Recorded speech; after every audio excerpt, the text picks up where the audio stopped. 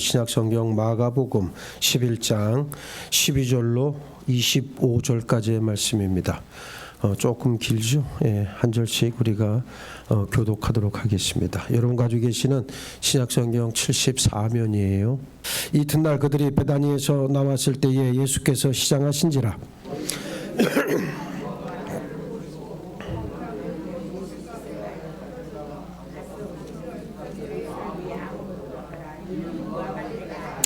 예수께서 나무에게 말씀하여 이르시되 이제부터 영원토록 사람이 내게서 열매를 따먹지 못하리라 하시니 제자들이 이를 듣더라.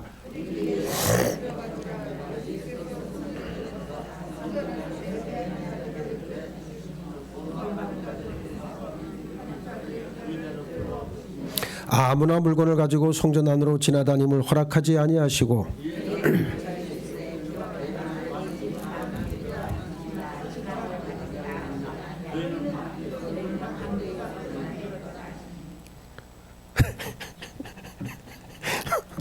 아주 돌림 읽기를 해요. 돌림 읽기 하세요. 대제사장들과 서기관들이 듣고 예수를 어떻게 죽일까 하고 꾀하니 이는 무리가 다 그의 교훈을 놀랍게 여김으로 그를 두려워함이니라. 그들이 아침에 지나갈 때에 무화과 나무가 뿌리째 마른 것을 보고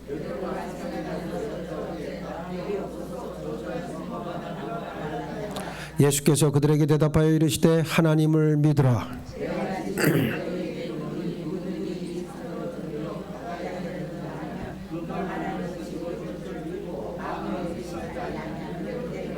그러므로 내가 너희에게 말하노니 무엇이든지 기도하고 구하는 것은 받은 줄로 믿으라. 그리하면 너희에게 그대로 되리라.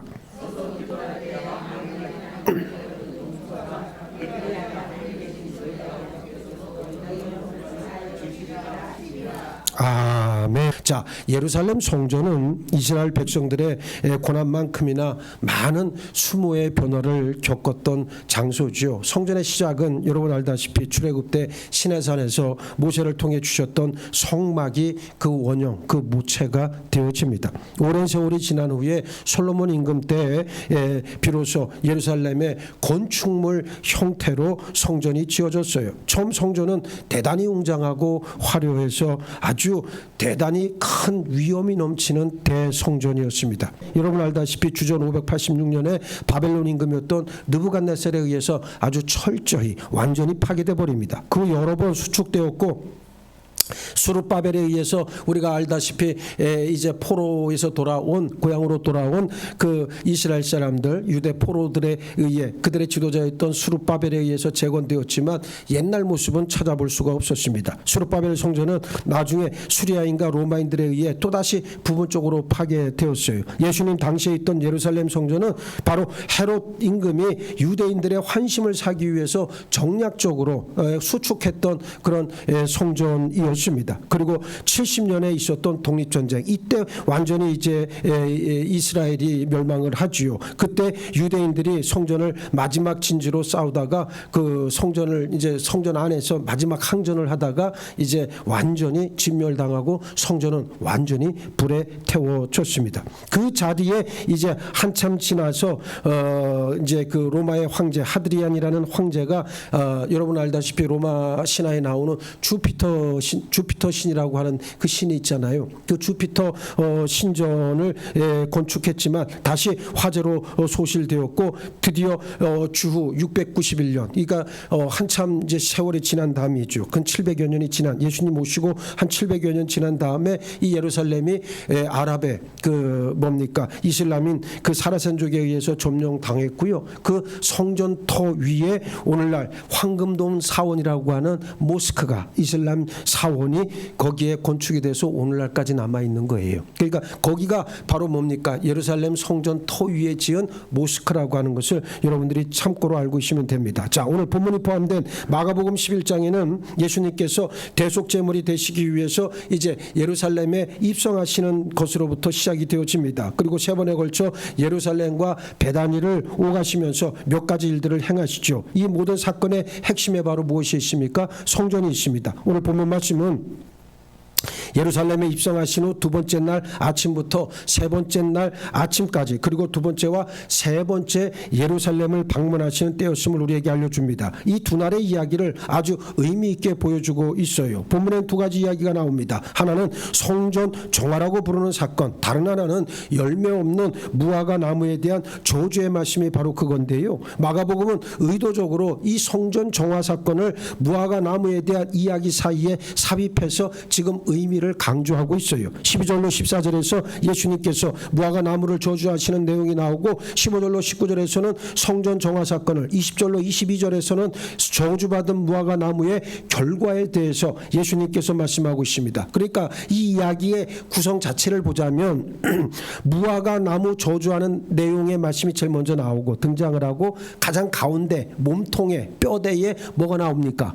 성전 정화 사건이 나오고, 다시 맨 뒤에 그 성전 정화 사건을 다루고 나서 그 뒤에 나오는 얘기가 저주받은 무화과 나무에 대한 그 결과에 대해서 예수님이 말씀한다. 그러니까 이 말씀은 뭐와 직접적으로 연결되어 있는 말씀이라는 걸 알 수가 있어요.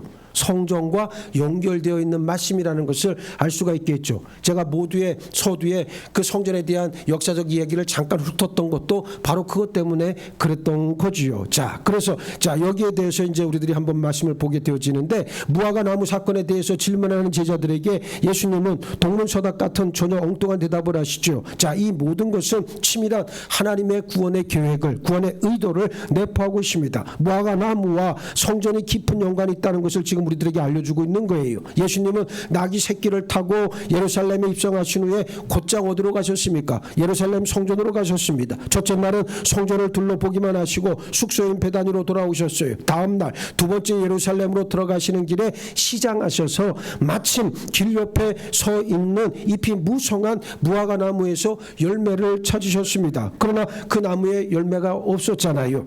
예수님은 열매 없는 무화과 나무를 향해 저주의 말씀을 던지십니다. 이 첫 번째 단락에서 문제점이 이제 하나 등장을 하게 되는데, 자, 잎이 무성한 무화과 나무에 열매가 없다고 하면서 그때가 뭐라 그랬어요? 무화과 철이다? 아니다? 아니다라고 말씀하고 있단 말이에요. 때가 아닌데 무화과가 안 달렸다고 그 무화과를 저주한다는 것은 말이 안 된다라고 하는 이야기죠. 이치에 맞지 않습니다. 만일 열매를 맺을 수 있는 적절한 시기가 아니라면 예수님께서 왜 그 나무를 책망을 하셨을까? 분명히 예수님께서는 무화과 나무를 문제 삼으신 때 6월절이 가까운 4월이었고, 사실 이스라엘에서 무화과의 초기 수확기는 6월이나 7월경이 되어야 된단 말이에요. 그런데 지금 4월 달에 지금 가서 열매가 없다고 막 무화과 나무를 지금 저주하고 있는 거예요. 자, 이 얘기는 두 가지를 좀 우리가 생각을 해봐야 되는데, 자, 자연적인 이치로 무화과 나무는 특성상 잎과 열매가 동시에 나옵니다. 거의 동시에 나오기 때문에 아직 어리지만, 근데 잎이 무성했는데 열매가 없다, 이 말도 조금 안 맞는 거예요, 사실은. 또 다른 하나는 하나님의 주권을 나타내는 것으로 예수님을 만난 무화과 나무가 적절하게 때를 맞추지 못했기 때문에 예수님께로부터 저주를 받았다라고 하는 관점도 있어요. 마가복음 13장 33절 말씀을 보면 주의하라, 깨어있으라, 그때가 언제인지 알지 못함이라, 준비되지 못한 자에 대한 책망의 말씀을 주신다는 거죠. 예수님의 요구는 항상 무엇이다? 현재성을 띠고 있는 거예요. 내일이나 어제를 얘기하는 게 아니에요. 지금 움직이라는 거예요. 지금 하라는 거고, 지금 각성하라는 게 예수님의 주장입니다. 그래서 당신 자녀들이 지금 어떠한가를 묻고 계시는 거죠. 열심을 내어도 지금 해야 되고, 영생에 대한 준비도 지금 되어 있어야 한다는 것이고, 사랑을 하고 헌신하고 봉사하고 선행을 해도 언제 해야 됩니까? 지금 이 자리에서 해야만 한다는 얘기예요. 예수님은 이 사실을 열처녀 비유에서 다시 확인시켜 주시죠. 마태복음 25장 10절 말씀에 그들이 살아간 사이에 신랑이 오므로 준비하였던 자들은 함께 혼인잔치에 들어가고 문은 닫힌지라. 그리고 13절 그런즉 깨어있으라, 너희는 그날과 그때를 알지 못한다 말씀하셨습니다. 이어서 예수님은 곧장 성전으로 나가셨습니다. 첫째 날과는 달리 이번에는 성전 입구에서부터 아주 과격한 행동을 나타내 보여주셨습니다. 성전 안에서 매매하는 자들을 내쫓으시고 돈 바꾸는 자들의 상과 비둘기 파는 자들의 의자를 둘러엎으셨어요. 이건 굉장히 과격한 그런 액션이었어요. 그리고 아무도 기구를 가지고 성전을 가로질러 가지 못하도록 막으셨습니다. 예수님께서는 성전에서 행해져서는 안 되는 일들을 지금 몰아내시고 있는 거예요. 성전은 모든 사람들에게 개방되어 있어야 함에도 불구하고 예루살렘 성전은 이미 특정한 사람들의 이익만 추구하는 그러한 집단으로 전락했기 때문입니다. 당시 멀리서 예배하기 위해 오는 사람들을 위해서 소와 양과 비둘기 같은 제물을 팔았고 이방의 화폐를 사용하는 사람들을 위해서 성전 안에서만 통용되는 성전 세겔로 이것을 바꿔줄 때 웃돈을 받고 이 성전 세겔로 바꿔주는 사람들이 있었어요. 자, 이들 장사꾼들은 모두 다 누구의 승인을 얻어야 됐을 것 같습니까? 예? 이 장사하는 사람들은 누구의 승인을 얻어서 장사를 했겠어요? 대제사장의. 예, 예루살렘 성전의 제일 우두머리가 대제사장이니까 대제사장이 묵인해주고 승인해줘야 거기서 장사를 하는. 장사를 해도 이 장사는 뭐예요? 완전히 황금알을 낳는 고의잖아요. 왜? 이스라엘 사람들은 무조건 올라와서 예배를 드려야 돼. 제사를 드려야 돼. 희생제사를 드려야 되기 때문에 희생제물이 반드시 있어야 됩니다. 그러니까 당시에 이 성전 관계자들은 자신들의 이익을 위해서 성전을 무엇으로? 시장터로 만들어 버렸던 거고요. 또 예루살렘 성전은 강도들의 소굴이 돼버린 거죠. 장사꾼들이 강도고 시골로부터 예루살렘에 와서 또 성전을 반로마 정치활동의 기조로 바꾼 정치적 활동가들 역시 강도들이었어요. 예수님 제자 가운데 열심당원이 있었잖아요. 그렇죠? 그 사람도 뭡니까? 무력으로 이스라엘의 독립을 꿈꾸던 자였어요. 예, 젤로 땅 시몬이라고 돼 있잖아요. 예, 그 시몬이라고 하는 예수님의 제자도 결국은 이런 어떤 정치적 성향을 띠고 있던 사람이었다는 것을 우리가 알 수가 있습니다. 성전은 시장터도 아니고 더더욱이 정치적 무대는 아니라고 하는 말입니다. 그래서 교회 안에서는 정치적인 이야기가 나오면 안 되고 정치적 주장이 나와서는 안 된다는 게 바로 그와 같은 말이에요. 그래서 정작 하나님께 경배하고자 하는 사람들은 들어갈 수도 경건한 마음으로 하나님 앞에 예배할 수도 없게 돼버렸어요. 예루살렘 성전은 더 이상 성전으로서의 기능을 상실해 버렸다는 사실입니다. 그래서 성전 기구들, 즉 제사용 그릇을 포함한 모든 기구들마저 성전 안에서 지나다니지 못하도록 예수님께서 막으셨던 거예요. 왜 그렇습니까? 성전의 기구들은 다 거룩하잖아요. 거룩한 게 저 더럽고 추악한 인간들의 그 욕망과 함께 뒤섞여서 그게 하나님 앞으로 나아가는 것을 예수님은 허용하지 않았다는 거예요.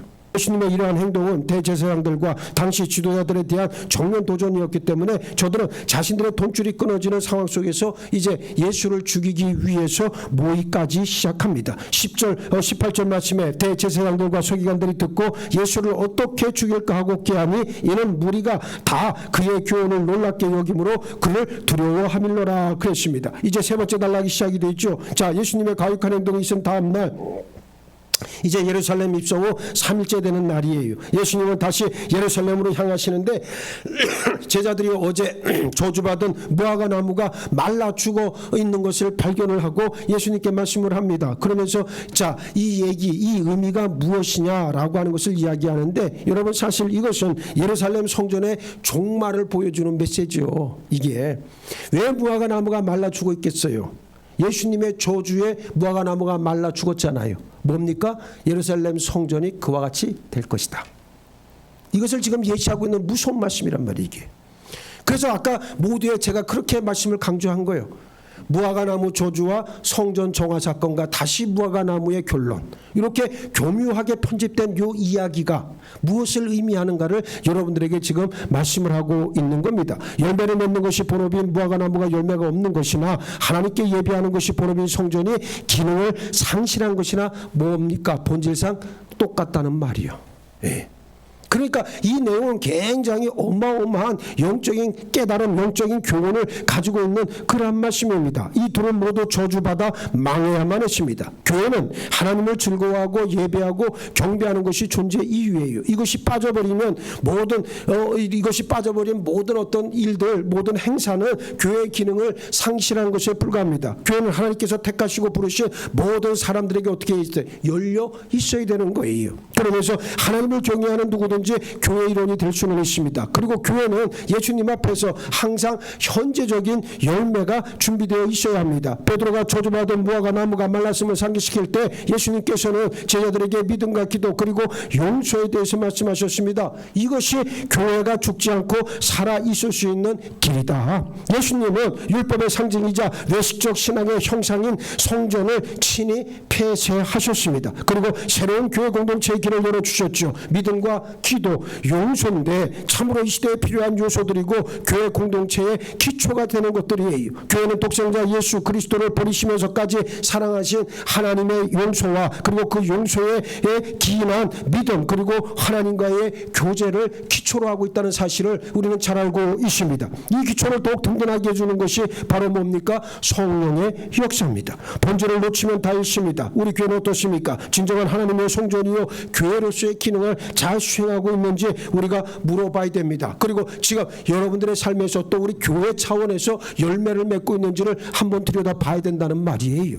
우리는 지금 어떤 열매를 맺고 있습니까? 진리의 말씀으로 지금 거룩해지고 있고 성령의 권능으로 순결해질 때 교회는 진리의 기능과 터의 역할을 감당해낼 수가 있습니다. 예수님의 말씀이 진리요 예수님의 영이 성령입니다. 교회는 처음부터 끝까지 오직 예수로만 세워지고 유지됩니다. 건강한 열매, 풍성한 열매를 맺기 위해서 무엇보다 좋은 영양분이 필요합니다. 교회 지체되는 어린 여러분들이 누굴 만나고 어떻게 믿음 생활을 감당하는지 곰곰이 살펴보면 답이 나온다는 사실이 우리는 성령을 모신 거룩한 성전된 자들입니다. 나 자신 망해갔던 예루살렘 성전인지 아니면 예수님께서 친히 세우신 거룩한 교회인지 이제 결단하는 역사가 있기를 바랍니다. 언제 어디서 예수님을 만나더라도 책망이 아닌 충성된 종이다 칭찬받는 우리 예수교회 모든 믿음의 식구들 되시기를 예수의 이름으로 축복합니다. 축복합니다. 축복합니다.